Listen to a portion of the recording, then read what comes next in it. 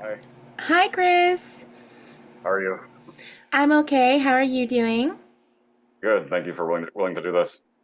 Oh, of course, no problem. Thanks for inviting me. Yeah, so I could just jump around a little bit before getting to Honkai. Oh, of course, sure. Yeah. So I'm sure this is obvious based off the bio on your website, but was voice acting always something that you wanted to eventually do? Oh, I said that on my bio. It's been a while since I've written that, so yes. When I first got into voiceover, before that, I was very artsy. Like I was always kind of a visionary. I started with singing because my family is very musically inclined. My mom's a pianist, my dad's a drummer, my mom is also a singer. My brother is a music producer and bassist. So I grew up in a very musically inclined family. I was a singer. I also do percussion. They tried to get me into piano. I hated it. I was terrible at it, just because I was so impatient. But I did like the trombone. But and then I and then I got really into art in general. Like I love to draw. I like to, that's been on everywhere on my social media lately. Just a lot of drawing. So I don't know how it kind of happened, but I've always really enjoyed creating characters and giving them their own voices. I just did it instinctively as a very imaginative and creative person. And voiceover was just that thing that kind of just slipped in on my journey of sort of exploring myself. I was encouraged to pursue it by my dad. My dad was like, you're very animated and very expressive. You're really good at, changing your voice and really committing to that character that you're portraying. Why don't you give this a shot? Like, why don't you make this a career? And it was like the biggest light bulb moment in my life. So, yeah, that's how I fell down that rabbit hole. Was just a simple little nudge in that direction by someone. How long have you been doing it professionally now then? Professionally, I want to say I've been doing it for 8 years. When I first Oh got wow. into it, I would kind of dabbled it. Like the first 2 years, it was me just kind of dabbling and doing volunteer projects and making sure, like, this was really my thing. And honestly, I fell in love with the whole process. I loved reading the character notes, the description, the game project, and just, coming up with my idea because it really is a craft, right? Like if you're an artist, you look at what you're about to create, and voiceover is really not that different, because you're taking the notes that you're being provided and you're creating something. You're creating the character in a sense with your own flair, your own twist. So that's how I look at it. But professionally, I would say 8 years at this point. Wow, that's a while. It's weird saying it out loud. Is there or like was there or is there any aspiration to move to LA for you? Um, Really, if I want to move somewhere, it would be north because I Okay. love the cold. I love, just I love forests, I love lakes. So I'm not going to say no though, because LA has lots of opportunities and I just tried to never say never. Haha. So Yeah. it's a possibility. It's a possibility. Was it also a goal in terms of voiceover to land some kind of anime or animated game for some at some Um, point? Definitely, I wanted to land more video game roles. I mean, when I first started voiceover, I actually was booking indie game projects. That's kind of how I got started in voiceover. And so much smaller budgets, but it really made me appreciate the indie developers, and I absolutely love them. I love their games. I love working with them. I want nothing but success. And even in my brain, I'm like, look, if I do somehow wind up popular, I want to use that popularity to promote indie games. I want to use that to promote the smaller creators and developers because they do such amazing work and they deserve so much more love. So that's kind of one of my goals. But yes, I did want to land a really big game project. So yeah, I was pretty shell shocked when I got Castorice. I was like, oh my gosh. So I'm still a little shell shocked, to be honest. Yeah. Was because I know based off when I've talked to certain people, was Honkai like a pretty general edition, or was there like a special story with getting it? To me, it was pretty, general. Like there's no special story. I was sent it by an agency, and I just gave it my best whirl. And yeah, that's really it. Did you audition for a number of characters? Yes, I have. I don't think I've been auditioning for this game that long. I've only been auditioning for it for probably like within the last year. So I Okay. have auditioned for characters, but I have watched some of your interviews, and I think like there's more other actors who've been auditioning for these games for a lot longer. Yeah. So I don't know what that feels like, but I imagine they were super stoked when it was like, yes, finally. Yeah. Because it's very competitive out here. In terms of developing her voice, was it just completely your own idea? Yes. I went off the notes, of course, and from what I gathered, she sounded very reserved when I was reading her notes. So, and when I don't know, like I like to, so this is kind of weird. I really like to trust my intuition when it comes to doing voices. And it has really served me well because obviously my regular speaking voice is a bit different from Cass's. Castorice's voice is a lot more soft spoken, gentle, reserved, breathy. And I'm the opposite. Like I'm very I'm very projected. I'm very, one might say obnoxious, but and very like loud. I can be loud, I'll say that.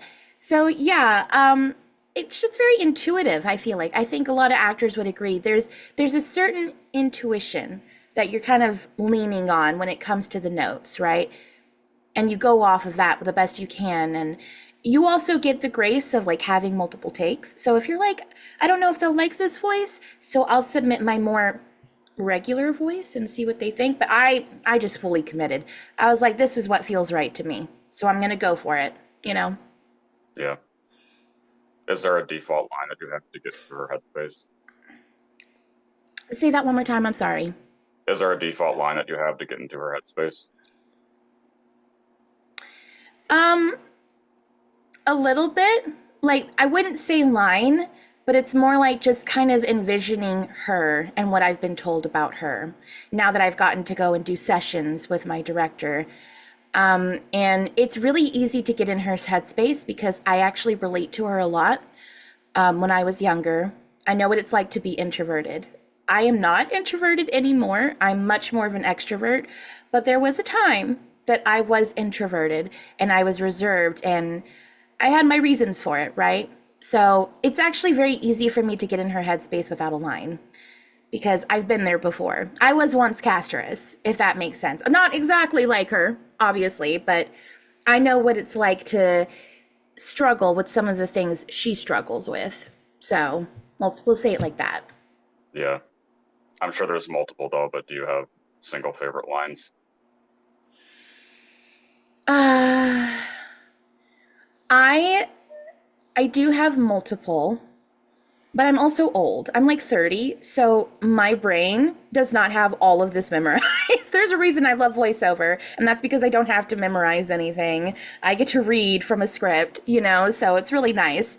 Um, but I actually really enjoy I this is really stupid, but I really love when you meet her in Amphorius and you meet her specifically with the Dromuses.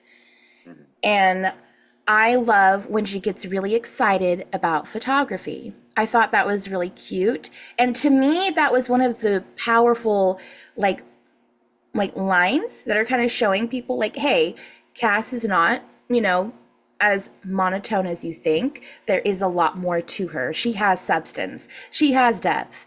And I just love that because she really kind of got to open up a little bit and be a little bit more like, oh my God, like I'm so excited about this. Like, this is something I'm really interested in and blah, blah, blah. So, like, it What do was you fun think for of? me. It was like a balancing act, right, Chris? Because this is like death incarnate, one might say, right? Yeah. But we wanted to get that she is full of life. There is life within her. And that was such a fun balancing act. Like, I'm still Castorous. I'm still like really reserved and quiet and nervous and this, that, and the other. But she has a love for life. Mhm. And that's, you know, we'll get to know her more and her story, of course, in the future.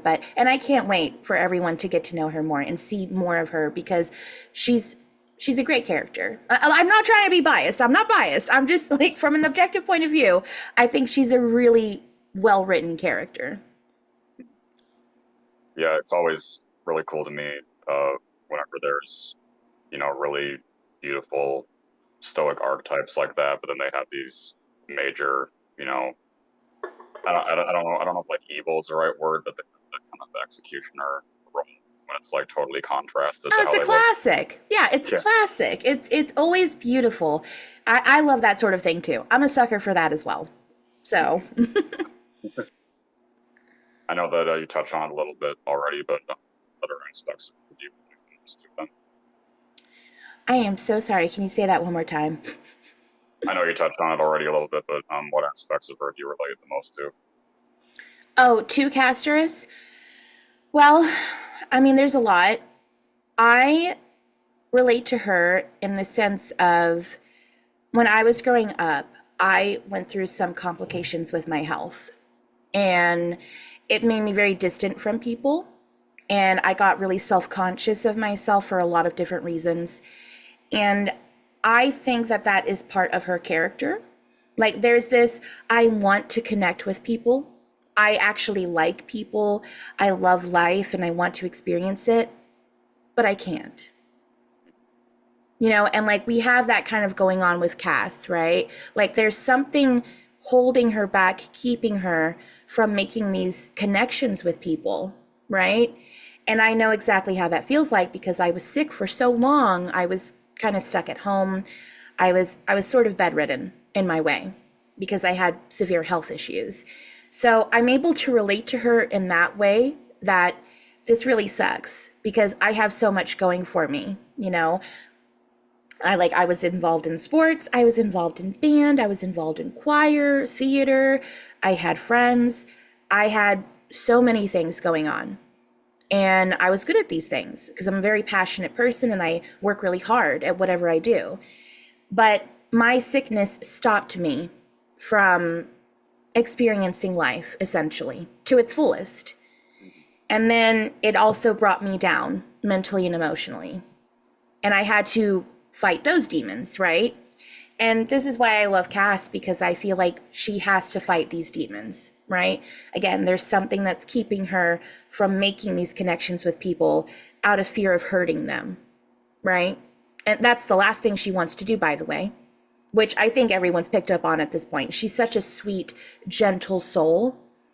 And it sucks because she has to hold back. Like, she has no choice.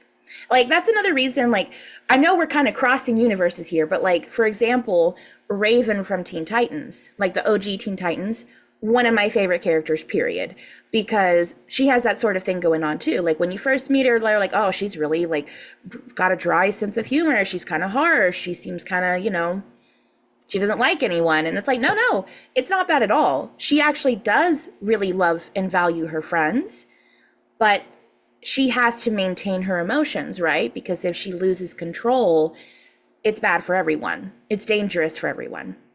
So, and I really am a sucker for that. And I will say, as an actor, those type of characters are so fun to perform because it's this nuance. Like, you have to be very good at nuance. You're slipping in like these little moments of vulnerability, or I'm scared, or, I really like you, or I really like this, while maintaining that distance, that disconnect, because that's their character, right? Okay, sorry, I was nerding out a little bit, but Okay. I do relate to her, and that's why, for those reasons, I relate to her because I feel like I've been in a similar situation. Obviously, not the same, right? Not the exact same thing, but I'm able to connect the dots. So, Do you also think that she's the most emotional headspace you've had to go for a character so far? whew, that's a good question. Because I've definitely voiced other characters who've had like really like difficult backstories.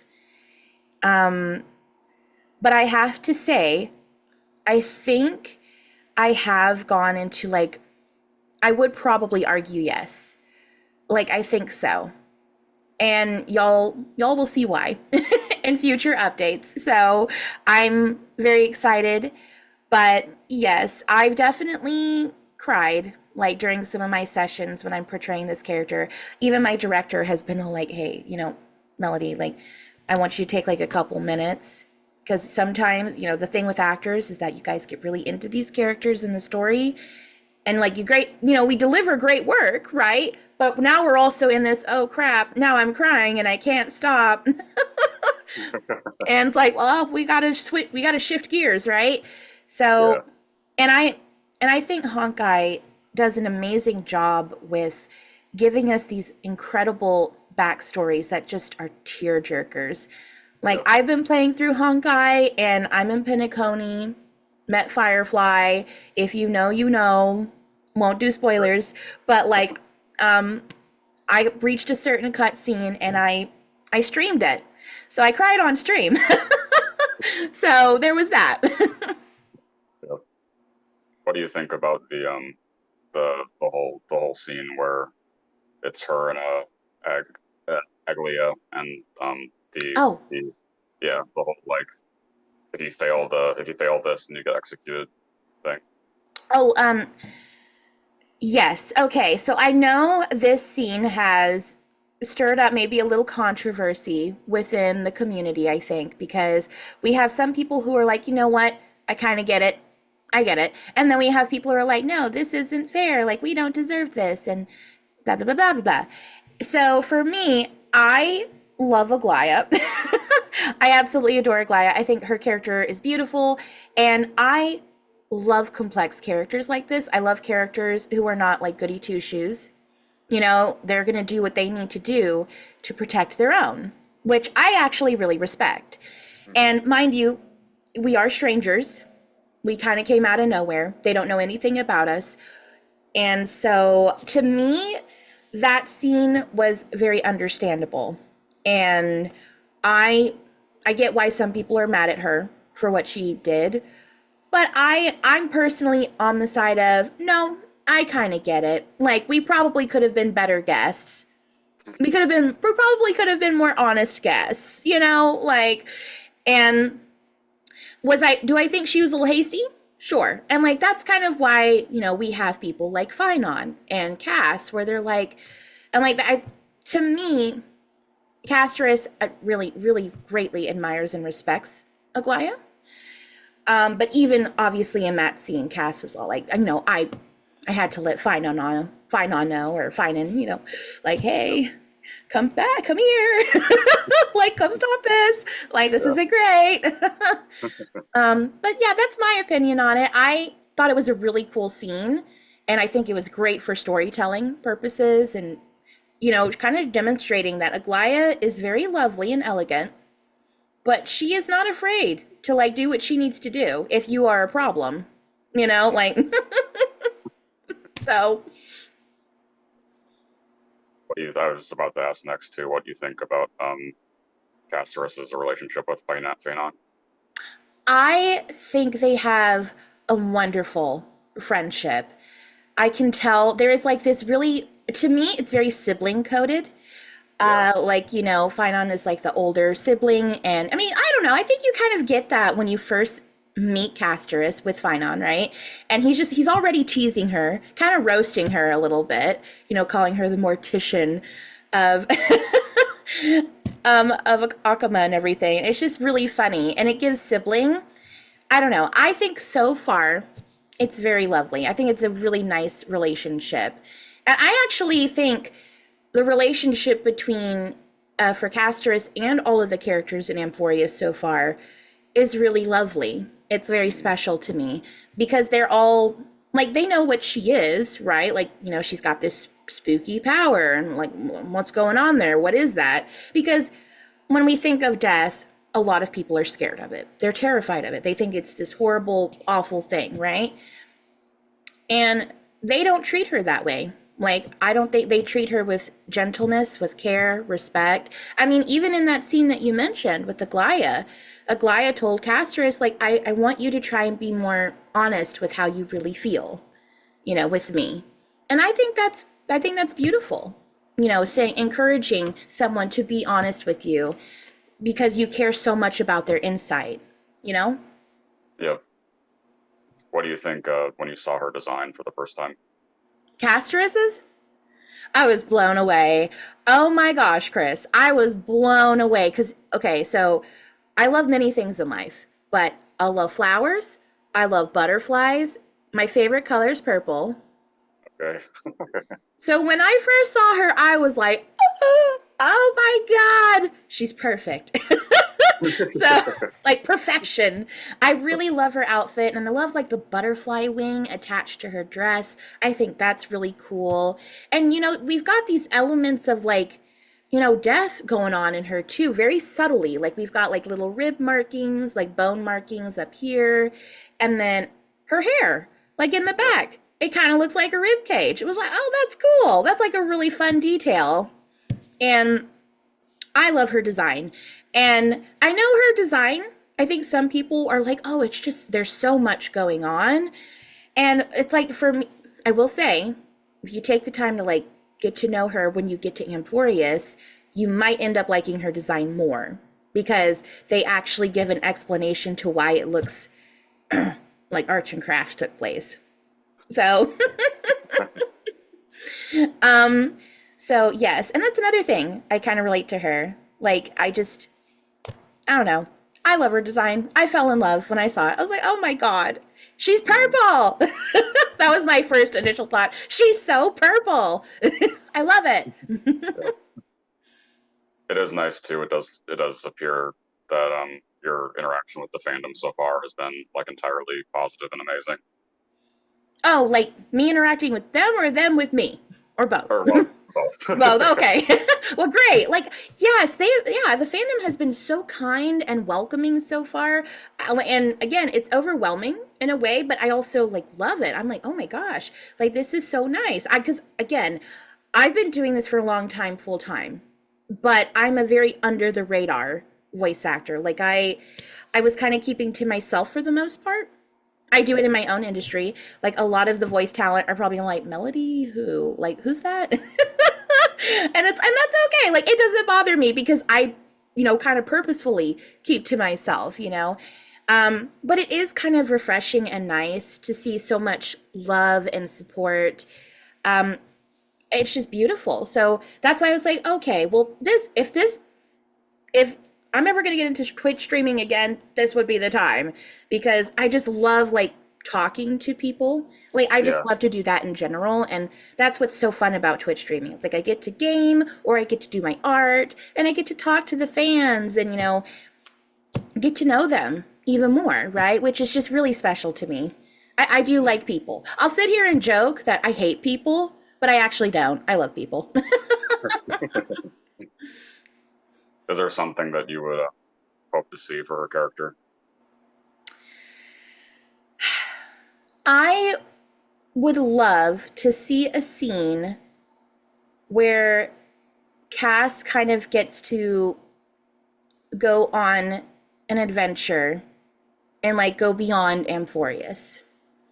Because my hope is that with the help of Trailblazer and friends, she will learn to embrace and love everything about her and her role in this life, in this realm. And because to me, part of life, part of being a human being is exploration. Exploration of the world around you, exploration of cultures, exploration of people, exploration of one's self. And I would just love to see a scene where we just get to see Castorice finally getting that, she's going to go live life to the fullest. Because I think part of living life to the fullest is accepting that life and death go hand in hand. Mm-hmm. So as long as you're not afraid of death, you can live life to the fullest. So that would be cool in my opinion. Yeah, I don't know if you could like come up with anything, but how do you think that Cass would respond to finding out about it, like a whole fandom for her, like a fan base for her? I think she'd be overwhelmed. I think she'd be very overstimulated. She's like, oh, and then she would go hide, maybe like in a corner in the shadows for a while. Like it would have to be like everyone would have to be in line. It'd have to be one person at a time. And I don't know. She just seems so like introverted, and that could be very overwhelming and overstimulating. But I think she would also like it. Like deep down in her heart, she would love it. I just don't think she would know what to do with it. Yeah, If that makes sense. yeah. Is there anything that you want to say to the community for her? I just want to say thank you so much for being so kind and so welcoming to me, someone who's a complete stranger to MiHoYo games and Honkai in general. Like, I'll even admit that I didn't play these games beforehand. I'm more of like a single player RPG girly. Uh, but everyone has been so kind, so welcoming, and I feel right at home. And I just want to say thank you so much for making me feel that way and letting me be part of your amazing community. And I hope that, obviously, realistically, I can't get to know every single person, but I would love to do my best and engage as much as I can. Also send me all of your fan art. I love fan art. I will retweet and repost and probably comment on it. Um, but yes, seriously, thank you so much. And thank you to you too, Chris, for inviting me. Again, Yeah, I was just like, oh my gosh, I love these types of things. I love interviews, I love podcasts and talking about the process and the characters and a little bit of my life. It's so much fun. And so thank you. I appreciate you. yeah. Well, my final question is always asking, what do you want your legacy to be? Wow. Okay. Geez, Chris. Okay. My legacy. My legacy is this. I want people, first and foremost, please embrace your special twist. Don't shy away from the things that make you special and unique. Even the things that people would say, oh, that's negative, that's bad. I mean, look at me. I'm a plus size girly girl, right? Okay. And, I'm sure people have opinions on that, but I've also embraced it and it's made me more powerful. I'm kidding, but also not really. And so I really want you to embrace your twist. And I hope with my legacy, I can inspire people to do that. But point two of my legacy is I hope that you will use your voice. I hope you can use your voice and not shy away from it. I've met so many people who are like, I want to get into voiceover, but I'm scared to do it because I have a really strong, thick accent, or I have a stutter, or I have a little bit of a lisp. And it's like, do it anyways. Hmm. Your voice means something. It is much more powerful than you realize. And I can tell you right now that if you have those things, you are going to inspire other people.